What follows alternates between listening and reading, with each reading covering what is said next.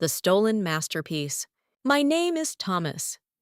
I spent my life working with wood, creating furniture with my own hands. I treated my young apprentice like a son. I taught him how to listen to the grain of the oak and how to respect the sharp edge of a chisel.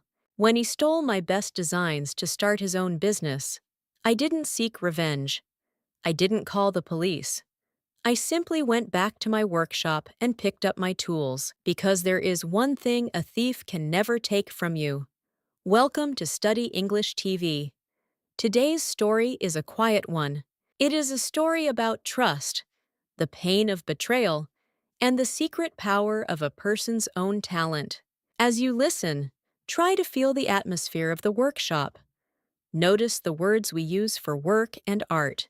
This is not just a lesson in English. It is a lesson in the strength of the human spirit.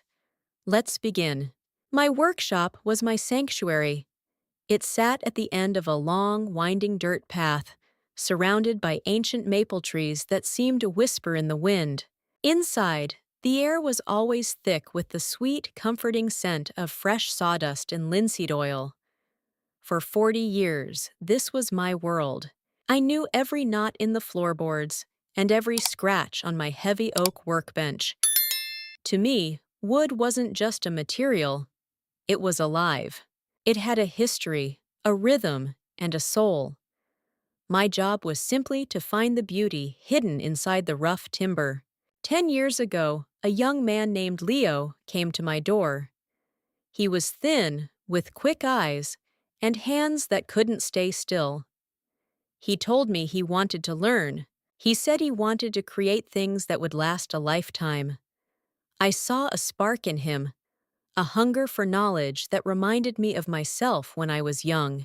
I took him in. I didn't just teach him how to cut a dovetail joint or how to sand a surface until it felt like silk. I taught him my philosophy.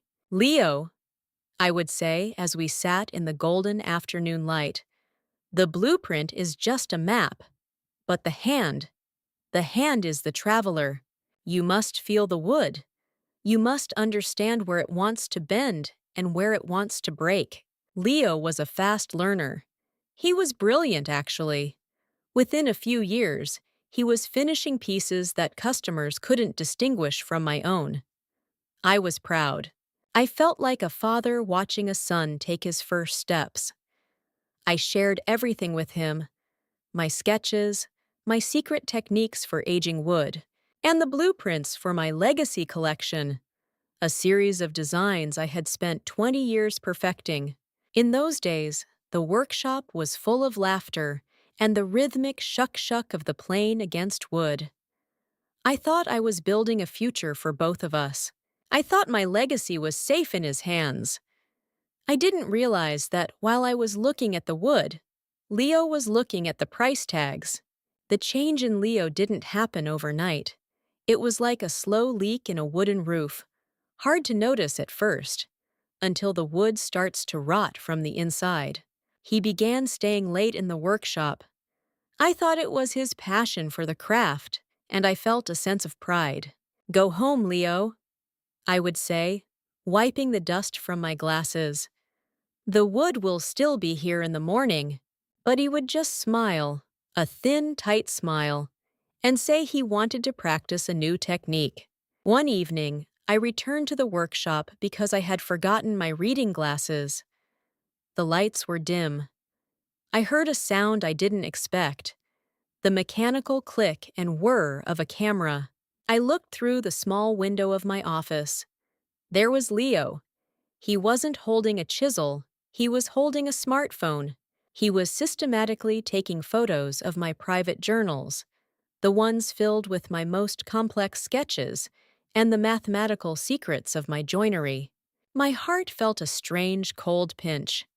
Why would he need photos? He had the physical journals right there.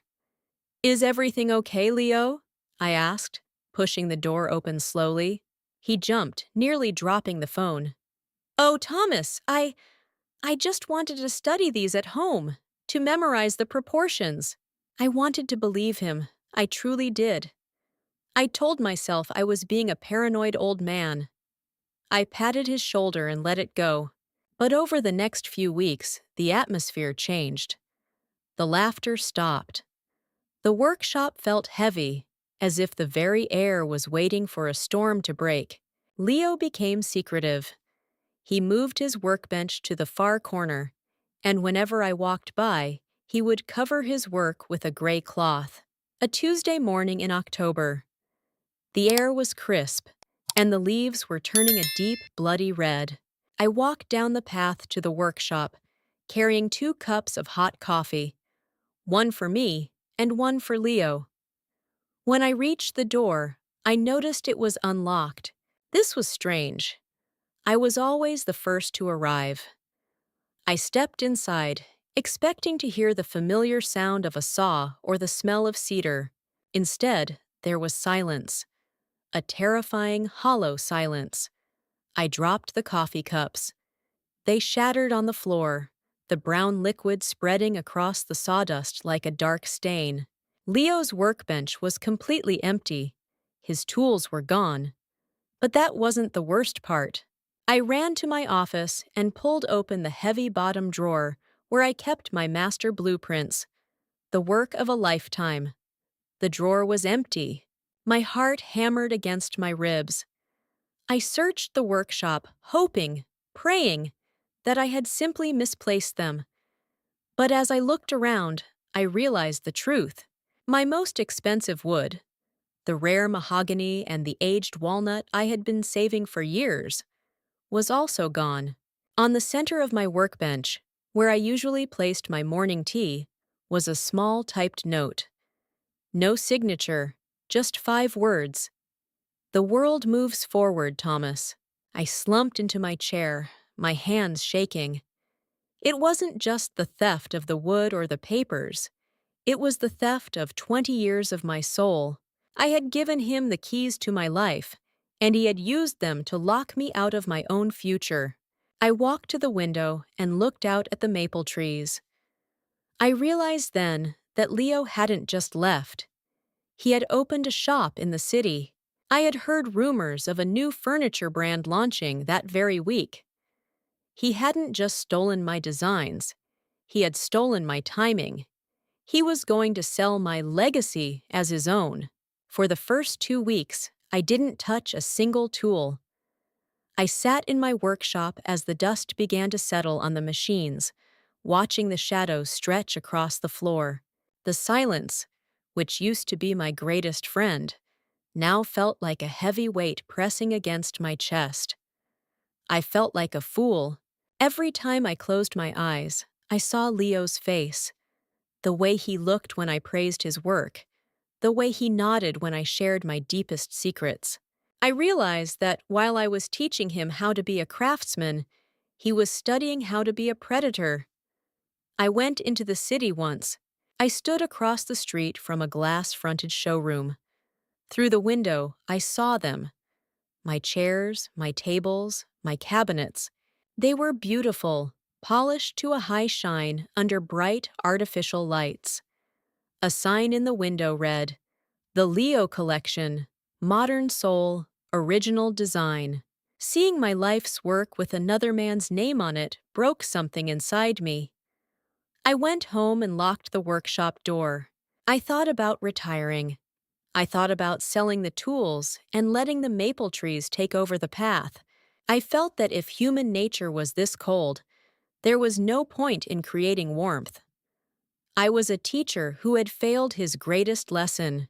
One afternoon, a former client, an old woman named Mrs. Gable, came by the workshop. She found me sitting on the porch, staring at nothing. "Thomas," she said softly, "I heard about what happened. I'm so sorry." "It's over, Mrs. Gable," I replied, my voice sounding thin and strange to my own ears. "He has the blueprints. He has the brand. I'm just an old man with some memories and a pile of sawdust." She walked over to my workbench and ran her hand over the wood. "You know, Thomas, a blueprint is just paper. It's a set of instructions. But I've owned your furniture for 30 years.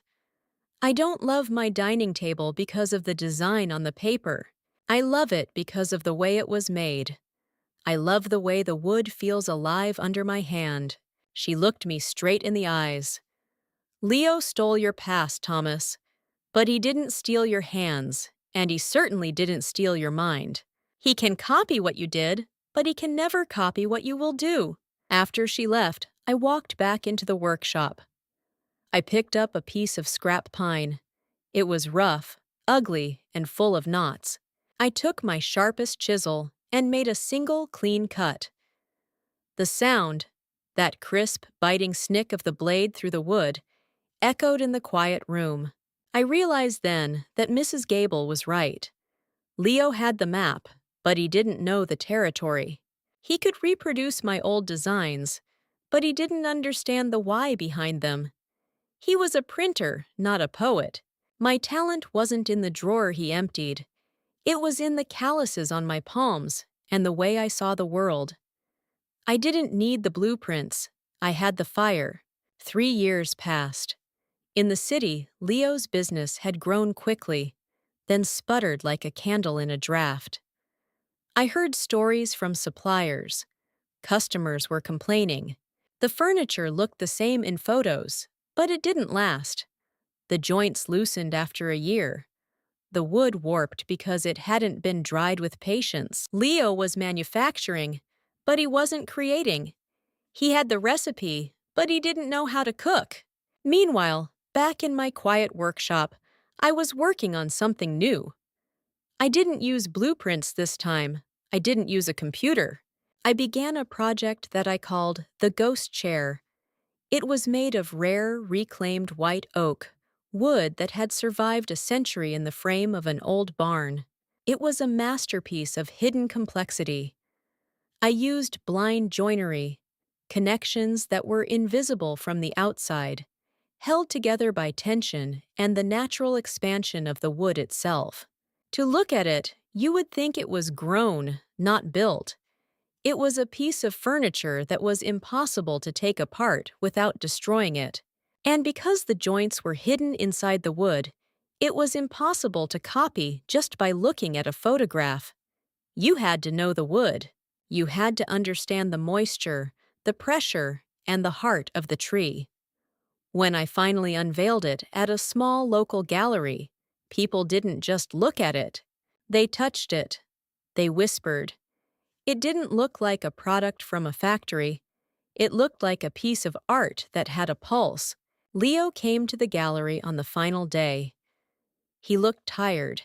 His expensive suit was wrinkled, and the spark in his eyes had been replaced by a deep, hollow anxiety. He stood in front of the ghost chair for a long time. "How did you do it, Thomas?" he asked, his voice barely a whisper. "I tried to replicate your style. I followed every measurement in your journals. But my pieces, they are falling apart. And this, I can't even see how it stays together." I looked at him, not with anger, but with a quiet, steady pity. "Leo," I said gently, "you stole the map, but you never learned how to walk the path. You can steal a man's notes, but you can't steal his soul. The secret isn't in the drawing, it's in the devotion. I am an old man now, and my hands are slower than they used to be. But my workshop is still full of the scent of sawdust, and the path to my door is well worn by people who value the truth." Leo's shop is closed now. He moved on to something else. Real estate or marketing, I hear. He was always looking for the shortcut. But in the world of true craft, there are no shortcuts. What I learned through that pain is something I want to share with you. People may take your ideas. They may take your credit. They may even take your physical work and put their name on it. Let them. A thief is always a prisoner of the past. They can only take what you have already done. But a creator is the master of the future. As long as you keep growing, as long as you keep your integrity, you will always be 10 steps ahead. Your talent is not a thing you own. It is a part of who you are. And no one can reach inside you and take that away. I still sit on my porch in the evenings, watching the maple trees. I'm at peace. My legacy isn't in a blueprint anymore. It's in every clean cut I make and every honest day of work I finish. Thank you for listening to Thomas's story today. Integrity is a quiet strength, but it is the strongest foundation a person can have. Has someone ever broken your trust at work or in your life? How did you find the strength to move forward? Please share your thoughts in the comments. I read every single one, and it helps our community grow together. If you believe in honesty and the power of hard work, hit the like button and subscribe to Study English TV. If you want to hear more emotional stories and improve your English naturally, join the Study English TV waitlist below to be the first to know when we release new content. Keep listening, keep learning, and stay true to yourself. I'll see you in the next story.